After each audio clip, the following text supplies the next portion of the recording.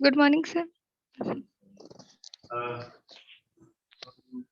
इसमें हम लोग चलो देखो एक टॉपिक इसमें हम लोग करंट को डिफाइन किया था, तो ये दो एक्सप्रेशन डिफाइन किया था, एक एवरेज करंट के लिए delta Q by delta T and एक instantaneous current D Q by D T. तो charge as a function of time given होता है, charge as a function of time given होगा और करंट पूछा जाता है। चार्ज टाइम पर कैसे डिपेंड कर रहा है, ये फंक्शन दिया हुआ रहेगा। जैसे इस टाइप का मान लो कोई फंक्शन है 2t³ + 4 और करंट फाइंड करने देता है, तो देखना कि यदि दो टाइम के बीच का करंट फाइंड करने दे रहा है, दैट इज एवरेज करंट पूछा जा रहा है, ये रिलेशन यूज करोगे। और एक टाइम पर का यदि करंट पूछता है तो इंस्टेंटेनियस करंट, दैट इज ये रिलेशन यूज करोगे। अब उस केस में चार्ज को डिफरेंशिएट करना होगा, तब वो टाइम का वैल्यू डालोगे। एक दूसरा मॉडल ये है कि यदि ये करंट का एक्सप्रेशन है तो कभी-कभी देखो दो तरह की बात है, charge as a function of time given है, करंट फाइंड करके दिया, या current as a function of time given होगा, चार्ज फाइंड करके देगा। कोई क्रॉस सेक्शन से किस टाइम पर कितना करंट है वही गिवन है, तो उस क्रॉस सेक्शन से कुछ गिवन टाइम में चार्ज कितना फ्लो किया। उल्टा बात, कभी charge as a function of time given होता है, करंट पूछता है, कभी current as a function of time given होगा, चार्ज पूछा जाएगा। तो जब करंट गिवन है और charge crosses through a cross section, ये फाइंड करना है। जैसे मान लो ये कोई क्रॉस सेक्शन है, ये कोई एरिया ऑफ क्रॉस सेक्शन, इस एरिया ऑफ क्रॉस सेक्शन पर किस टाइम पर क्या करंट है वो करंट गिवन है, और आपसे फाइंड करने दे कि इस एरिया से चार्ज कितना क्रॉस किया, डेल्टा क्यू, फ्रॉम t बराबर t1 टू t बराबर t2, और करंट गिवन है, current as a function of time आपको गिवन रहेगा। तो चार्ज कितना क्रॉस किया, उसके लिए देखो इसमें क्या करना, ये एक्सप्रेशन को ऐसे सेट कर दो, dq = I dt, फिर इसको इंटीग्रेट कर दीजिए, तो dq का इंटीग्रेशन डेल्टा q, dq को q नहीं लिखना चाहिए, डेल्टा q लिखना चाहिए। डेल्टा के फॉर्म में जब इंटीग्रेट कर दिया, पहले देखो ये स्मॉल चेंज था, स्मॉल चेंज, और इंटीग्रेट कर दिया तो लार्ज चेंज में कन्वर्ट होगा। ऐसे तो dq को q भी लिख देते हो, वही मीनिंग हुआ डेल्टा q, यानी total charge crosses through cross section, q भी लिख सकते हो, कोई प्रॉब्लम नहीं है, लेकिन ज्यादा करेक्ट ये चीज है कि यदि डिफिनिट इंटीग्रेशन कर रहे हैं आप t1 to t2 definite integration, तो फिर dq को डेल्टा q लिखो, और इनडिफिनिट इंटीग्रेशन कर रहे हो मतलब इंटीग्रेशन में लिमिट नहीं डाल रहे हो, तो फिर dq का इंटीग्रेशन को q ही लिखेंगे। डिफिनिट इंटीग्रेशन है ये पता है कि t1 से t2 टाइम तक का चार्ज फ्लोइंग फाइंड करना है, इस dq के इंटीग्रल को डेल्टा q लिखो, delta q = t1 to t2 I dt। ये एक एक्सप्रेशन है जिससे यदि करंट गिवन है आपको और चार्ज कितना फ्लो किया ये फाइंड करना हो,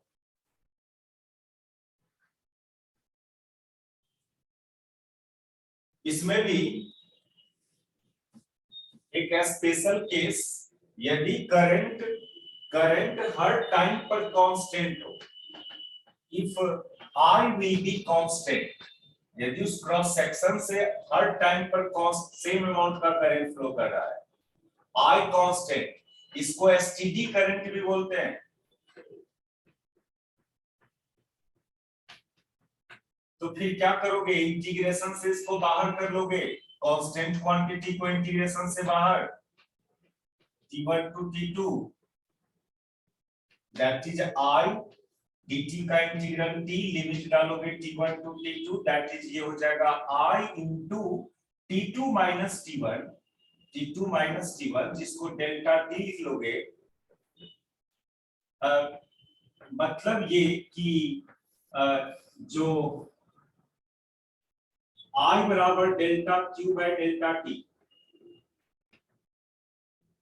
यानी इंस्टेंटेनियस करंट एवरेज करंट के बराबर। इस फॉर्मूला में देखिए यहाँ पर I था इंस्टेंटेनियस करंट, I बराबर dq बाय dt कर रहे हो, that is I instantaneous current है, और उसको लेके आप आगे बढ़ा, सब जगह I जो दिख रहा है वो इंस्टेंटेनियस करंट है। लेकिन जब करंट कांस्टेंट हो तो फिर इसको इंटीग्रल से बाहर किया करंट को, और ये प्रोसेस किया तो क्या पता चला, I आया delta Q by delta T का। Delta Q by delta T क्या है, एवरेज करंट है, यानी इंस्टेंटेनियस करंट आपका एवरेज करंट के बराबर होता है यदि कांस्टेंट करंट फ्लो करता है। तो ये delta Q by delta T I average भी है। एक रिजल्ट याद रखना है कि यदि करंट कांस्टेंट है कंडक्टर में तो average current and instantaneous current दोनों सेम होगा। इस पूरे यहां से आगे जहां भी आप करंट देख रहे हैं सब इंस्टेंटेनियस करंट है। इस फार्मूला से आगे बढ़े थे हम लोग, इस फार्मूला में आई इंस्टेंटेनियस करंट था। तो एक ये रिलेशन से आप यदि करंट गिवन है किसी क्रॉस सेक्शन के थ्रू, तो उस क्रॉस सेक्शन से कितना चार्ज फ्लो करेगा कुछ गिवन टाइम में, through this relation we can find charge crosses through a cross section in a given time interval if current through that cross section will be given as a function of time।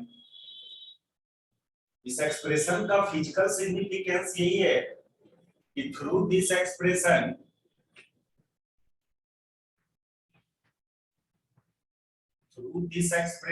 we can find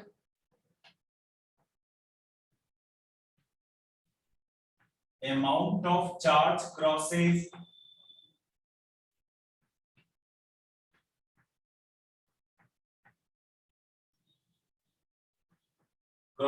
through a cross section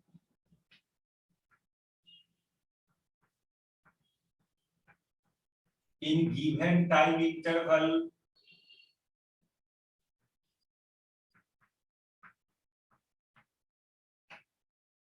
if current through that cross section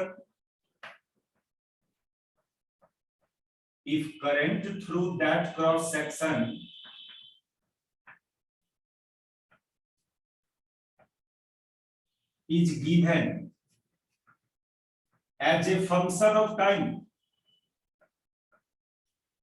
ये physical significance इस expression का, इसको भेज देंगे, lecture को उतार लीजिएगा, आप देखते चलो। और यहां पर एक रिजल्ट क्या लाया, यदि करंट कांस्टेंट करंट हो कंडक्टर के थ्रू तो फिर उस आई को इंटीग्रेशन से बाहर कर लिया, कांस्टेंट करंट को स्टेडी करंट भी बोलेंगे। तो जो रिजल्ट आया वो रिजल्ट क्या बता रहा है कि I equal to delta Q by delta t. I था इंस्टेंटेनियस करंट, ये इंस्टेंटेनियस करंट था, इस फार्मूला में I को इंस्टेंटेनियस करंट, और ये बराबर आ गया किसका, एवरेज करंट का। तो ये एक रिजल्ट है, यदि करंट कांस्टेंट हो तो इंस्टेंटेनियस करंट एवरेज करंट के बराबर है। देखो इस एक्सप्रेशन पर एक दो क्वेश्चंस देखो।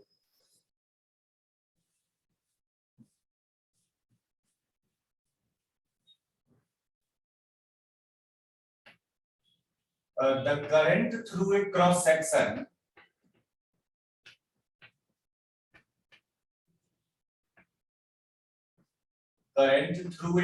section is given by I equal to 2t square plus 3। Find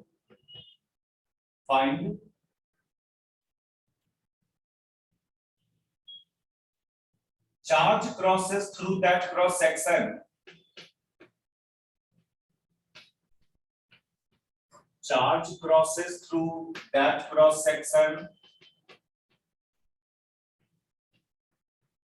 from t बराबर 0 to t बराबर 2 सेकेंड। देखिए दोनों बातें, यदि करंट पता है आपको तो कुछ गिवन टाइम में कितना उस क्वांटिटी का फ्लो हुआ, चार्ज का कितना फ्लो हुआ वो पता कर सकते हो, या किस टाइम पर कितना चार्ज क्रॉस किया ये पता है तो करंट पता कर सकते हो। दोनों कन्वर्सन किया जा सकता है। यहां पर कोई क्रॉस सेक्शन है, कोई एरिया ऑफ क्रॉस सेक्शन, उसके थ्रू किस टाइम पर क्या करंट है ये गिवन है। अलग अलग टाइम पर अलग अलग करंट फ्लो कर रहा है उस एरिया से, तो उस एरिया के थ्रू इस टाइम इंटरवल में कितना चार्ज क्रॉस करेगा। बस ये जो रिलेशन था अपने पास डेल्टा क्यू बराबर integral I d t T1 to T2 ये यूज कर देना है। बस आई की जगह वो फंक्शन डाल दो 2t² + 3 और इसको इंटीग्रेट करोगे टाइम के रिस्पेक्ट में t बराबर 0 to 2 सेकेंड। ठीक है, छोड़ देते हैं इसको, बस इंटीग्रेशन करना करंट को टाइम के रिस्पेक्ट में उस टाइम इंटरवल में क्रॉस किया हुआ है। एक जो मेन बात यहाँ पर, हाँ हो जाएगा। ठीक है, तो एक बात और यहाँ पर आप समझो, ये जो इंटीग्रल है, ये इंटीग्रल इसका एक ज्योमेट्रिकल मीनिंग होता है। देखिए कभी कोई चीज कोई इंफॉर्मेशन को बताने का दो तरीका है, एक सिंबॉलिकली एंड एक ज्योमेट्रिकली। कोई एरिया के थ्रू किस टाइम पर कितना करंट फ्लो करेगा आप ऐसे बताया, यदि दैट इज सिंबॉलिकली बताया, मैथमेटिकली किस टाइम पर कितना करंट होगा आप इसको फंक्शन से बता रहे हो, current as a function of time. और कभी कभी आपको ये फंक्शन में देके उसके बदला में ग्राफ ड्रॉ करके देगा, ग्राफिकली बताएगा कि किस टाइम पर कितना करंट फ्लो कर रहा है। यही दो तरीका ही है कोई भी बात को एक्सप्रेस करने का, या तो फंक्शनली एक्सप्रेस करो या ग्राफिकली। तो ये तो फंक्शनली आपको बताया कि किस टाइम पर क्या करंट है, लेकिन इसके बदला में ग्राफ दे देता, बोलता भाई ग्राफ को देख के बताओ कि करंट और टाइम के बीच ग्राफ देता, बताइए वहां से देखे इतना टाइम में क्या चार्ज फ्लो किया। जब ऐसा बात हो तो ऐसे तो mathematically charge crosses through a cross section इस पर, यदि function current as a function of time given है, सिंबॉलिकली दिया हुआ है करंट, तो इसमें डाल के इंटीग्रेट करोगे।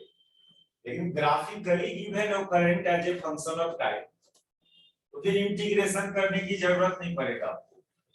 देखिए इंटीग्रेशन का एक प्रॉपर्टी यूज कर लेना है।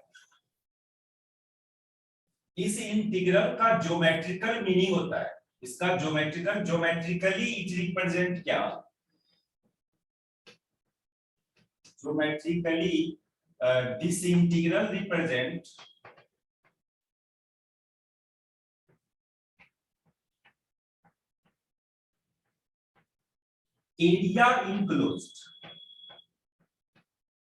area enclosed under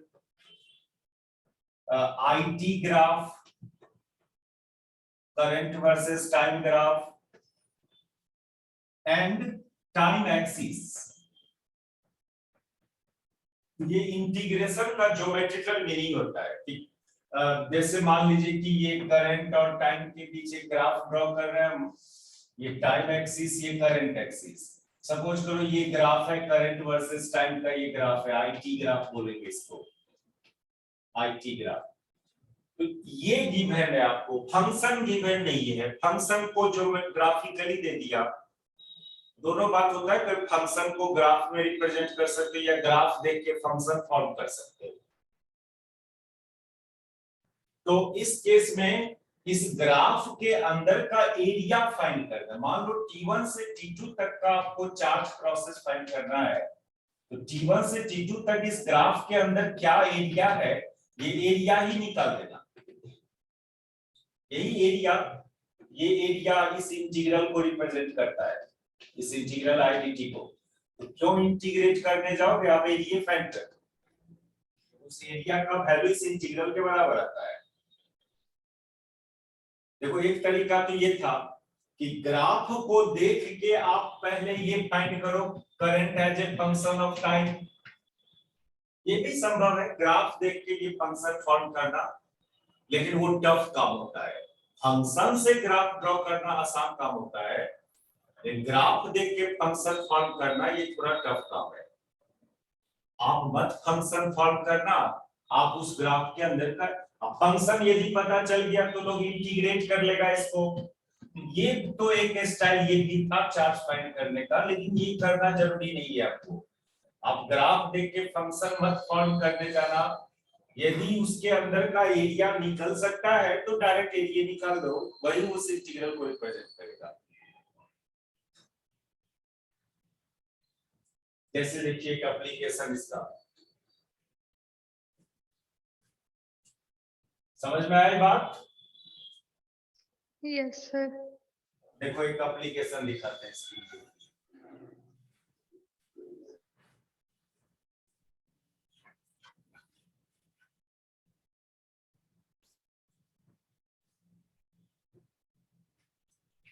The current versus time graph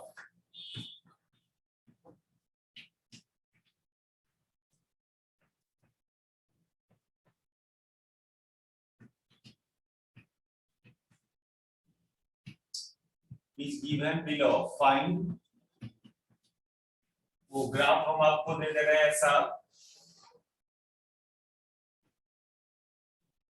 इधर करंट एक्सिस, ये टाइम एक्सिस, अब मान लो ये 4 है, ये 2 सेकंड पर 4 एम्पियर का करंट है। सपोज करो 3 सेकंड पर हम आपको दिया 6 एम्पियर का करंट। ये तो सेकंड में और ये एम्पियर में, करंट एम्पियर में। ये ग्राफिकली हम करंट का वेरिएशन ग्राफिकली दे रहे हैं, और इस ग्राफ को देख के फाइंड करना है आपको। Find charge crosses through cross section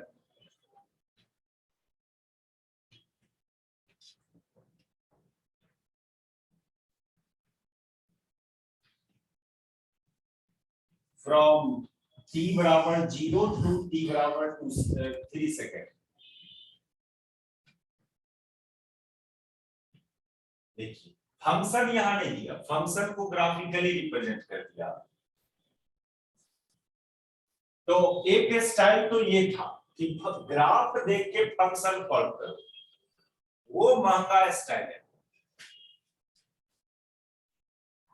और अभी अभी बताया कि पहले ऐसा कर रहे हो, फंक्शन क्यों फॉर्म करने जाओगे, डायरेक्ट इसके अंदर का एरिया निकाल दो। आपको 0 टू 3 सेकंड का चार्ज फाइंड करना है। ये जो करंट वर्सेस टाइम ग्राफ है, ये आईटी ग्राफ है आपका, इसके अंदर का एरिया फाइंड कर देना। ये एरिया निकालोगे तो ये तो राइट एंगल ट्रायंगल है। इस राइट एंगल ट्रायंगल का एरिया हाफ इनटू इतना, यानी हाफ इनटू 3 इनटू ये हाइट 6, यानी 9 कूलम। डायरेक्ट आ गया। आने फंक्शन फॉर्म करके निकालते तो वो देखिए कैसे। ये ग्राफ है, स्ट्रेट लाइन ग्राफ है, और स्ट्रेट लाइन ग्राफ का आप इक्वेशन जानते हो। एक सेकेंड मेथड ये था, इस ग्राफ को देख के फंक्शन फॉर्म करो। स्ट्रेट लाइन ग्राफ का ये जनरल इक्वेशन होता है y बराबर mx प्लस c ना। स्ट्रेट लाइन ग्राफ का ये इक्वेशन y बराबर mx प्लस c। बस खाली क्या करोगे, y को रिप्लेस करोगे i से। यहाँ डिपेंडेंट वेरिएबल y है, लेकिन यहाँ का डिपेंडेंट वेरिएबल i है। y को रिप्लेस कर देना i से, और m को स्लोप बोलते हैं, slope of that straight line, और x को रिप्लेस कर देना t से, और c को बोला जाता है intercept on dependent variable axis. यानी वो ग्राफ इस लाइन को कहां पर कट कर रहा है, तो ओरिजिन पर कट कर रहा है ये लाइन। तो इंटरसेप्ट की c की जगह 0 हो जाएगा। यदि मान लो यहां कट करता है ये लाइन, तो फिर इतना लेते, इतना लेना होता। ये स्ट्रेट लाइन का एक इक्वेशन बोलो इसको, y बराबर mx प्लस c। y को डिपेंडेंट वेरिएबल, x को इंडिपेंडेंट वेरिएबल, और c को बोलते हैं हम लोग, c को बोला जाता है कि वो straight line y axis dependent variable axis पर कितना इंटरसेक्ट करता है, यही c हुआ। इसी हाइट को c बोलते हैं। और यदि ग्राफ आपका ओरिजिन से चलेगा तो c का वैल्यू 0 हो जाएगा। यदि ओरिजिन से जाता है तो c बराबर 0। x की जगह टाइम रखा, y की जगह करंट रखा, और m को बोलते हैं स्लोप। स्लोप मतलब ये ग्राफ, ये straight line independent variable axis से जो एंगल बना रहा होगा उसके 10 के वैल्यू को स्लोप बोलते हैं। वो straight line independent variable axis से जो एंगल बना रहा है उसका टेंजेंट को m से डिनोट करेंगे, स्लोप बोलते हैं। तो यहाँ पर ये बात कितना है, यहाँ पर ये एंगल है थीटा, तो यहाँ का जो स्लोप होगा tan थीटा m, वो तो p/h यानी 6/3 that is 2। तो आपका ये फंक्शन क्या निकल के आ रहा है, ग्राफ देख के आप फंक्शन फॉर्म करने चले हो।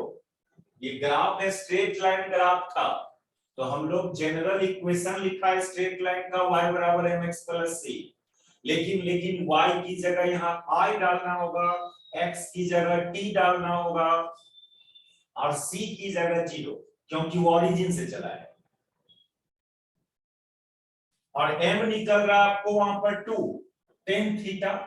ये straight line independent variable axis से जो एंगल बनाएगा उसका tan का वैल्यू को स्लोप बोलते हैं। तो m की जगह 2, दैट इज फंक्शन क्या निकल के आ रहा है, फंक्शन निकल के आ रहा है 2t। अब इसको इंटीग्रेट करोगे तो चार्ज आ जाएगा आपको। चार्ज का एक्सप्रेशन था I dt 0 to, आपको निकालना है 0 to 3 सेकंड के लिए ना, तो 0 to 3 सेकंड तक इंटीग्रेशन करोगे इसको, 2t का इंटीग्रेशन फ्रॉम 0 to 3, 2 को बाहर करोगे, t का इंटीग्रेशन t²/2, और लिमिट पुट करोगे 0 to 3। बताओ ये भी तो 9 कूलम आएगा।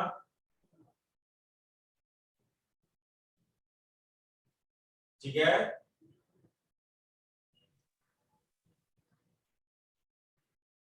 बोलो रितिका, ये क्या कर रहे हैं हम लोग, लिंक बना हुआ है ना? Hello hello. हाँ, ये लिंक बना हुआ है, क्या हम लोग कर रहे हैं यहाँ? देखो क्या हुआ, आप एरिया निकाला वो भी लाइन आ रहा था, डायरेक्ट इस ग्राफ के अंदर का एरिया फाइंड किया वो भी 9 कूलम दिया। और अब क्या किए हैं, इस ग्राफ को देख के पहले फंक्शन फॉर्म किए और उसको इंटीग्रेट किए, तब भी 9 आ रहा है। लेकिन ये काम बहुत महंगा काम हुआ ना, कि आप ग्राफ देख के फंक्शन फॉर्म करो, current as a function of time पता करो, तब उसको इंटीग्रेट करो। कोई जरूरी नहीं ऐसा करना, डायरेक्ट आप इस ग्राफ के अंदर का एरिया निकाल देना, वही area charge process through cross section आ जाएगा। ठीक है, यस सर। आप फंक्शन फॉर्म करने तब जाना जब एरिया नहीं निकल पा रहा हो। ये तो ट्रायंगल था, राइट एंगल ट्रायंगल था, इसका एरिया का फॉर्मूला अवेलेबल था अपने पास। लेकिन कोई ऐसा ग्राफ दे दे जिसका एरिया का कोई एक्सप्रेशन नहीं जानते हैं आप, तब उस केस में ग्राफ को देख के फंक्शन फॉर्म करना ही पड़ेगा और इंटीग्रेट करके ही चार्ज निकालना पड़ेगा। जैसे इस क्वेश्चन को देखिए, यदि एरिया निकल जा रहा है तो डायरेक्ट एरिया निकाल के चार्ज दे देना है। Okay sir. हाँ, और एरिया नहीं निकल पा रहा हो, कोई ऐसा ग्राफ है जिसका फॉर्मूला नहीं पता एरिया का, तो फिर फंक्शन ही पता करना होगा और उसको इंटीग्रेट करना होगा, तब चार्ज आएगा। जैसे इस क्वेश्चन को देखिए आप, the current through a cross section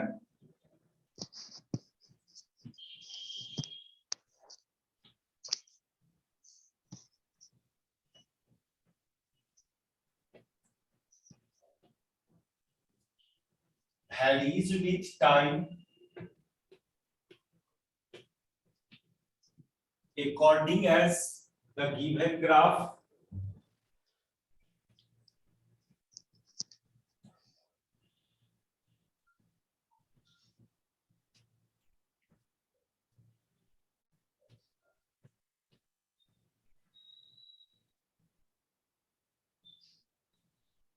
और ये ग्राफ हम आपको दे देते हैं ऐसा, ये करंट, ये टाइम, और ग्राफ हम इस तरह का देते हैं आपको। ये करंट वर्सेस टाइम ग्राफ है। ये तो साइन का साइन थीटा का ग्राफ लग रहा है। ये अल्टरनेटिंग करंट चैप्टर हम लोग पढ़ेंगे, इसी चैप्टर, उसमें देखना करंट टाइम पर इस टाइप से डिपेंड कर रहा है। इसमें पहली बात की फाइंड करने दे आपको, find charge crosses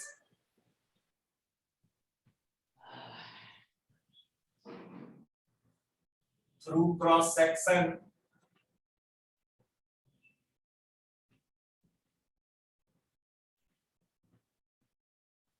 from t बराबर 0 टू t बराबर π/2 ओमेगा।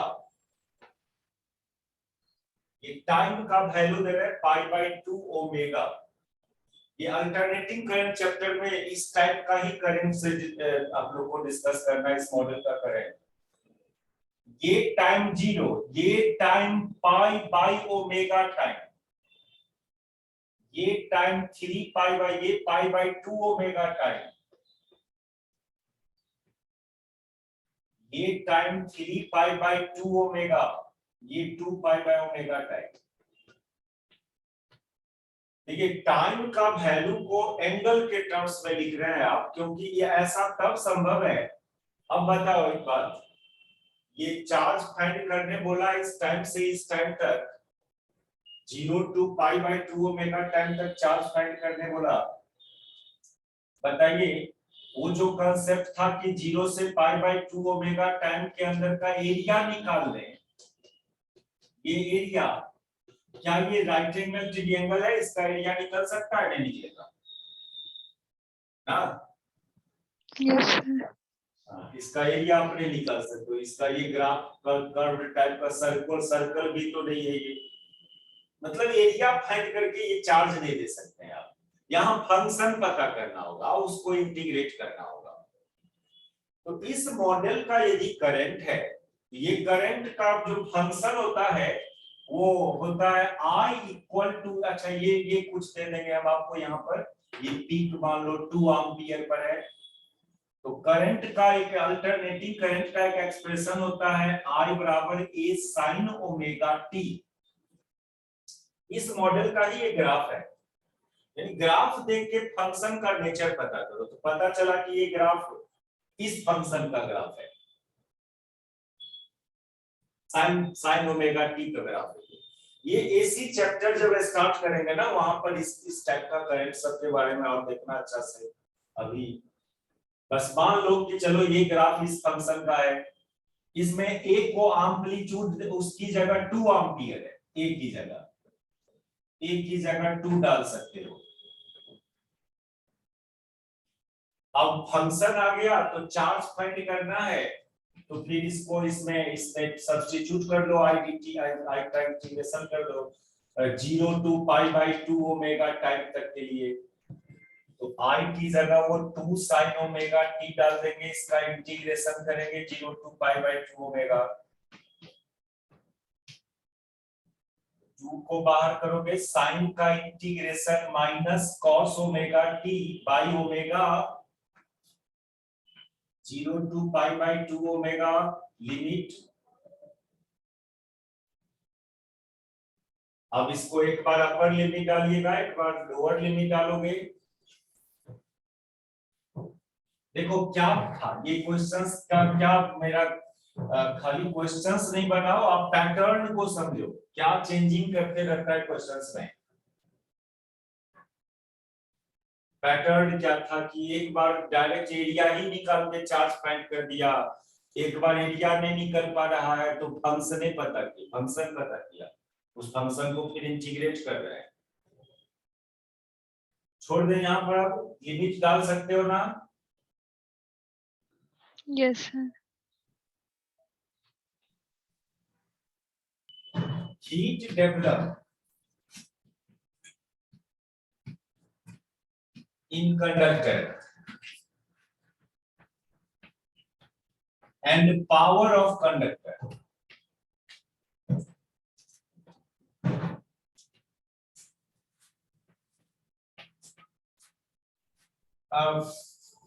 एक कंडक्टर के इंड को बैटरी के टर्मिनल से ज्वाइन किया था इन कंडक्टिंग वायर के थ्रू। तो बोला था हम आपको कि ये जो इंड है कंडक्टर का, इस इंड के क्रॉस एक पोटेंशियल डिफरेंस क्रिएट हो जाता है। उसमें भी क्या, तो ये इंड हाई पोटेंशियल पर, वो इंड लो पर, ये इसका एक्सप्लेनेशन नहीं किया जा सकता है कि ऐसा क्यों हुआ। और इलेक्ट्रॉन का फ्लो हुआ था इस सेंस में, लेकिन हम लोग जबरदस्ती क्या किया, उतने ही अमाउंट का पॉजिटिव चार्ज का फ्लो इस सेंस में माना। रियली में इलेक्ट्रॉन फ्लो करना स्टार्ट किया था इस सेंस में, नेगेटिव चार्ज। लेकिन कन्वेंशनली हम लोग पॉजिटिव चार्ज का मोशन मान के चलेंगे सर्किट में, और वो इलेक्ट्रॉन के फ्लो के अपोजिट सेंस में। इस सेंस में पॉजिटिव चार्ज का फ्लो स्टार्ट हुआ, दैट इज करंट का सेंस इसी सेंस में लोगे।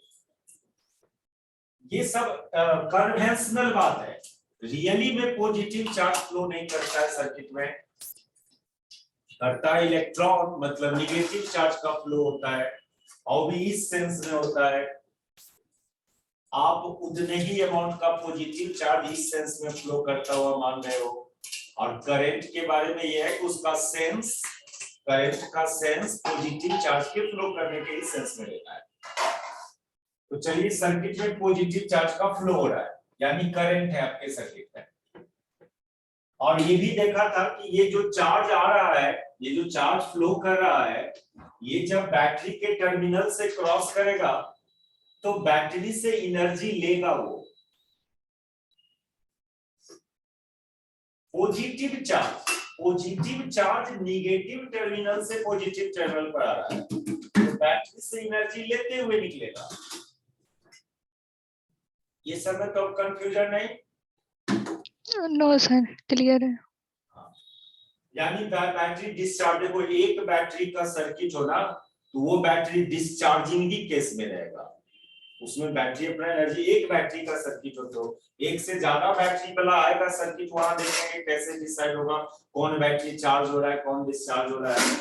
लेकिन एक बैटरी का सर्किट है, आपके सर्किट में एनर्जी का एक ही सोर्स है, तो वो सोर्स डिस्चार्ज ही होगा, चार्ज नहीं हो सकता है। एक सिंगल सोर्स है एनर्जी का, तो ये क्या, ये कंडक्टर है, ये सोर्स ऑफ एनर्जी थोड़ी, ये तो खर्च कर देता है एनर्जी फ्लाइट में, ये दे थोड़ी सकता है सर्किट को एनर्जी। ये तो एनर्जी अब्जॉर्बर है, एनर्जी प्रोवाइडर तो नहीं है ये। तो एनर्जी प्रोवाइडर एक को यही सोर्स है, ये डिस्चार्ज ही होगा। या ऐसे भी पॉजिटिव चार्ज जब नेगेटिव टर्मिनल से पॉजिटिव टर्मिनल जाएगा तो वो बैटरी से एनर्जी लेते हुए जाएगा। और जब ये चार्ज यहां पहुंचा कंडक्टर के लेफ्ट एंड पर, तो वहां पर उसका कुछ पोटेंशियल एनर्जी होगा उस चार्ज के पास, क्योंकि यहां पर कुछ पोटेंशियल है, और वो चार्ज को आ जाना है, फिर यहाँ फ्लो करते रहना है ना, यहाँ एक्यूमुलेट नहीं होगा वो चार्ज, उसको फ्लो करना है। तो इस इंड से इस इंड पर आएगा, जब इस इंड पर आएगा तो उसका पोटेंशियल एनर्जी चेंज कर जाएगा, क्योंकि उस इंड का पोटेंशियल अलग है। तो when charge arrive, when charge arrive at left end of conductor,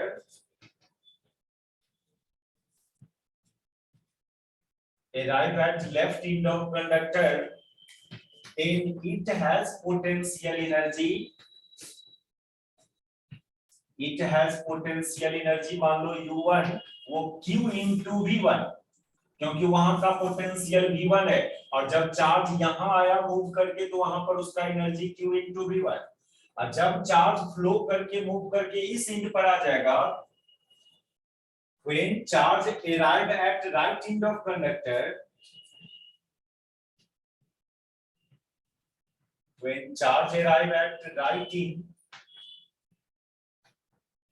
charge को एक्यूमुलेट तो नहीं होना है कहीं पर, तो उसको तो फ्लो करते रहना है, वो लेफ्ट एंड से वो राइट एंड पर जाएगा चार्ज, तो वहां पर उसका एनर्जी हो जाएगा arrive at right end,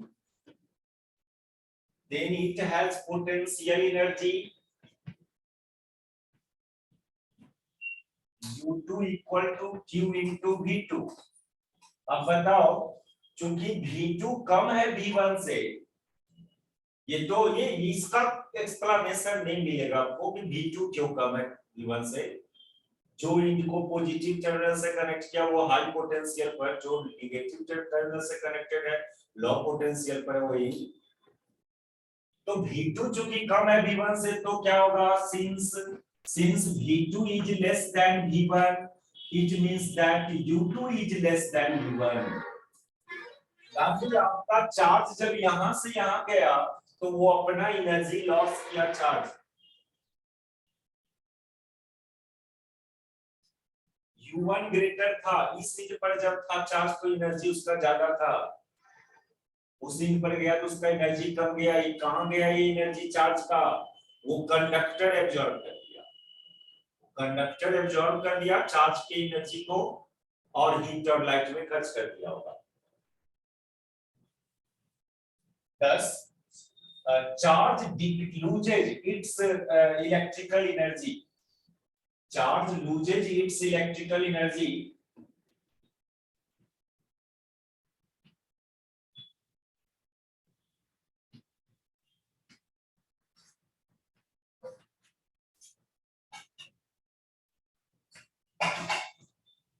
and converted into heat or light। Heat ही बोलोगे आप लाइट नहीं बोलो। यहाँ कंडक्टर में हीट पे प्रोडक्ट खर्च हो गया वो एनर्जी चार्ज का, इनटू हीट इन कंडक्टर, और फिर वो चार्ज बैटरी के पास आया, फिर बैटरी से एनर्जी लिया, फिर यहाँ खर्च कर दिया। ये प्रोसेस कंटिन्यू होते रहता है। तो कुछ गिवन टाइम में कितना हीट प्रोड्यूस हुआ उस कंडक्टर में, तो उस गिवन टाइम में चार्ज कितना एनर्जी लॉस किया, जितना एनर्जी लॉस किया चार्ज उतना हीट में कन्वर्ट हुआ होगा। तो loss of electrical energy of charge, loss of electrical energy of charge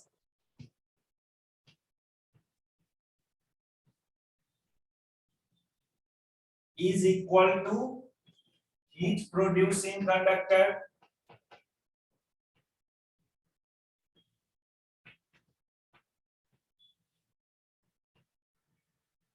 ये लॉस कितना हुआ U1 minus U2 equal to heat produced in conductor H ना। कंजर्वेशन ऑफ एनर्जी तो वैलिड होगा ना, जितना लॉस करेगा चार्ज यहां से यहां तक जाने में अपना एनर्जी को, इलेक्ट्रिकल एनर्जी उतने हीट प्रोड्यूस होगा ना।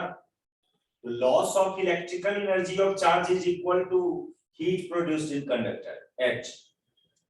लॉस में क्या करते हो, इनिशियल माइनस फाइनल करते हो।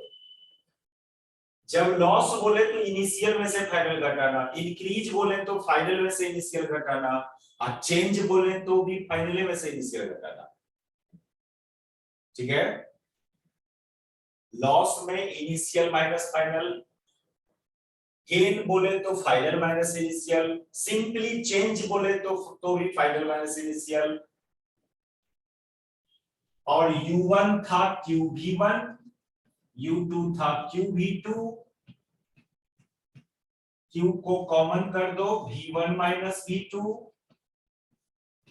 इस V1 माइनस V2 को सिंपली V मान लीजिए, H बराबर QV, here V is potential difference, V1 minus V2 को V मान रहे हैं हम लोग, यानी potential difference across inch of conductor.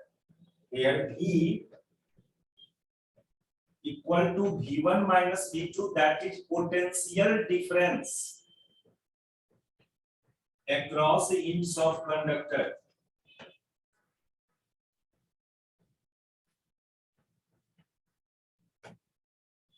और ओम्स लॉ यदि यूज करें यहाँ पर तो वो था क्या कि V equal to I R, V बराबर आई आर, कोई कंडक्टर के इंड के क्रॉस का जो पोटेंशियल डिफरेंस होगा वो directly proportional to current in conductor. यदि ओम्स लॉ अप्लाई कर दे इस जगह पर हम लोग, according to Ohm's law V equal to I R, यदि ये कंडक्टर ओम्स लॉ को फॉलो करे तब ना, वो हम लोग वही केस लेंगे जब कंडक्टर हमारा ओम्स लॉ को फॉलो कर रहा है, उसको ओहमिक कंडक्टर बोलते हैं। जरूरी नहीं कि कंडक्टर ओम्स लॉ को फॉलो करेगा V प्रोपोर्शनल टू I होगा ही, ऐसा कोई नेसेसरी नहीं है, लेकिन हम लोग का थ्योरी इसी पर डिपेंड करेगा, जो भी कंडक्टर यूज करने जा रहे हैं वो ओहमिक कंडक्टर हो, ओम्स लॉ को फॉलो करे। अकॉर्डिंग टू ओम्स लॉ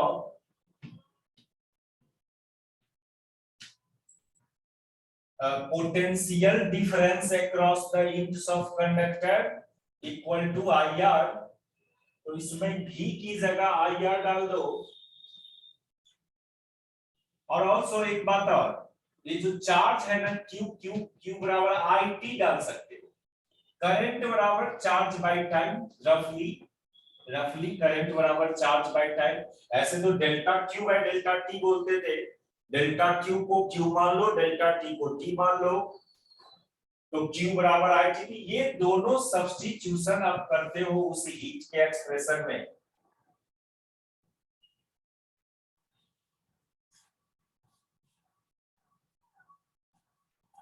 तो आपका ये H बराबर आएगा कितना, I T into I R, that is I square R T.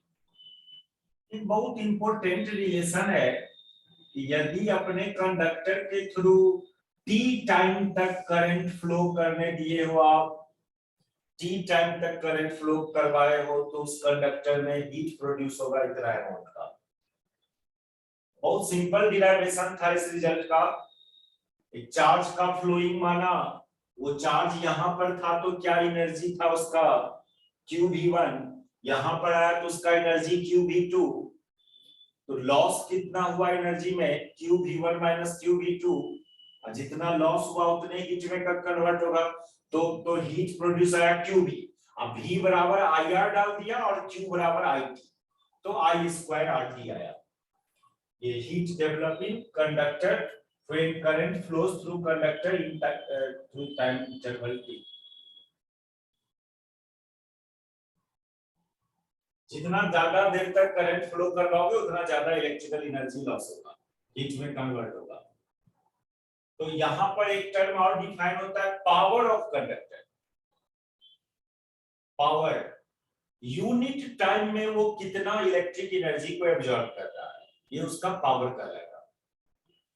Power, कोई भी चीज का पावर ऑलवेज खर्च के, एनर्जी खर्च के ही टर्म्स में नहीं, एनर्जी प्रोवाइड करने के टर्म्स में भी पावर डिफाइन होता है।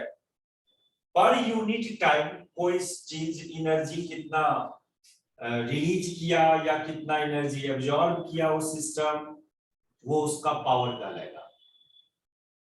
कंडक्टर की बात करोगे तो कंडक्टर का भी रिलीज एनर्जी देता तो नहीं है, वो तो खर्च ही करता है, तो कंडक्टर के केस में आप एनर्जी लॉस के टर्म्स में पावर डिफाइन करोगे। लेकिन कोई इन्वर्टर है, इन्वर्टर बैटरी है, तो वो भी, उसका भी कुछ पावर होता है उस इन्वर्टर का, वहां पर एनर्जी रिलीज के टर्म्स में बात करते हैं। 600 VA का इन्वर्टर है, यानी वो inverter 600 joule energy per unit time दे सकता है आपको। पावर और जो डिफाइन करेंगे किसी भी सिस्टम का, एनर्जी रिलीज और एब्जॉर्ब बाय दैट सिस्टम पर unit time, power of conductor.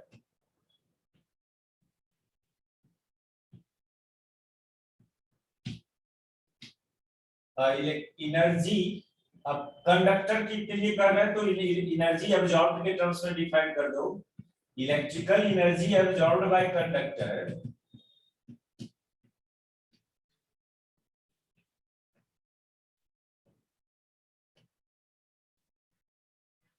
absorbed by conductor in unit time, या बोल सकते हो heat develop in conductor in unit time. जितना इलेक्ट्रिक एनर्जी एब्जॉर्ब हुआ उतने हीट प्रोड्यूस हुआ है, हीट के टर्म्स में डिफाइन कर सकते हो इसको। और हीट डेवलप इन कंडक्टर पर unit time,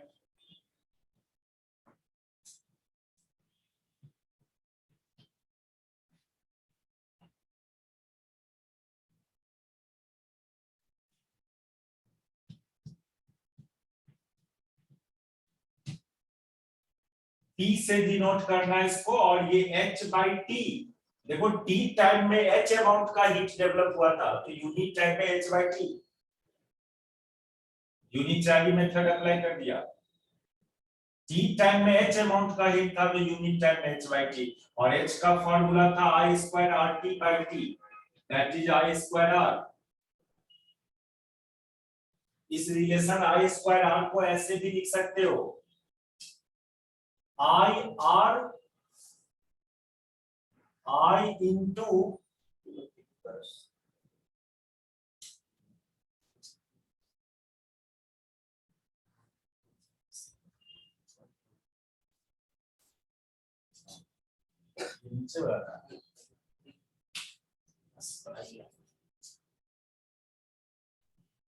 I into IR, I square R को I into IR और IR को V यानी VI, I into R potential difference यानी VI।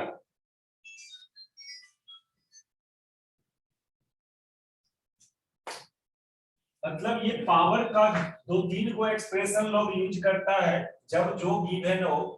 एक तो हुआ P का original formula I square R, एक हुआ VI, और एक और यूज होता है ये I की जगह V बाई R डाल दीजिए, I की जगह V, क्योंकि V बराबर IR होता है तो I की जगह V बाई R डाल देते हो। यहाँ एक और रिलेशन निकल के आता है V स्क्वायर बाई R। ये तीनों रिलेशन जब जो गिवन हो, एक I स्क्वायर R,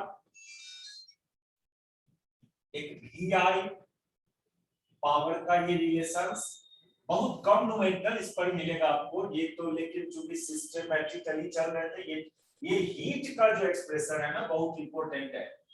अभी जो आगे जो थ्योरी सब करना है, कांसेप्ट सब करना है, इसमें हीट वाला फार्मूला का यूज खूब करेंगे।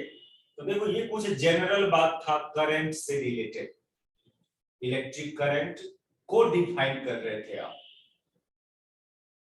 अब जो बात है, जो जो काम करेंगे वही मेन बात सब अब आ रहा है। ये कुछ बेसिक बात करंट का ध्यान पर रखोगे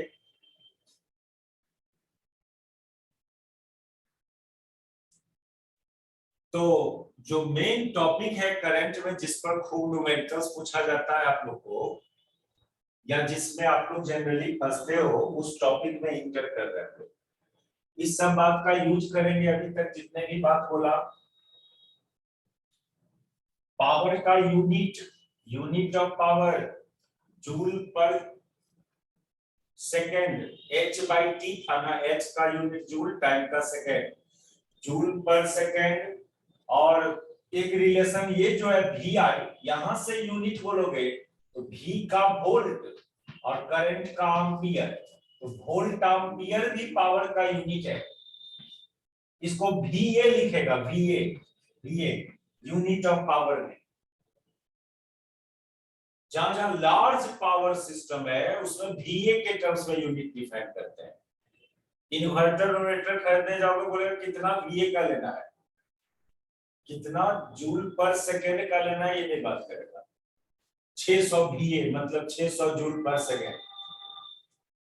यूनिट ऑफ पावर देखो, मेन चीज पर हम लोग इंटर कर रहे हैं,